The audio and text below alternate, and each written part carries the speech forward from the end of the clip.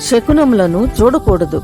ఎందుకంటే భూత వర్తమాన భవిష్యత్తు కాలాలకు సర్వాధికారి అయిన దేవునిని, ఆయన ఇచ్చిన ప్రతి వాగ్దానమును నిరర్ధకం చేసి మనలను పెడదారిన నడిపించి మనలను పతనం చేసేది ఈ శకునాలే. మనము బయటికి వెళ్లి క్షేమంగా తిరిగి ఇంటికి రావాలంటే కావలసింది రాకపోకలలో ఆయన తోడు.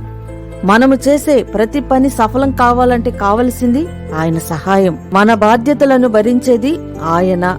అలా ప్రతిదిను.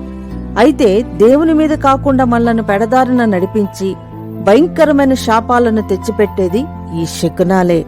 మనం భూమి మీదకు వచ్చేది తెలీదు, పోయేది తెలీదు. అటువంటప్పుడు ఈ శకునాలను చూడడం వలన మనకేమి ప్రయోజనం?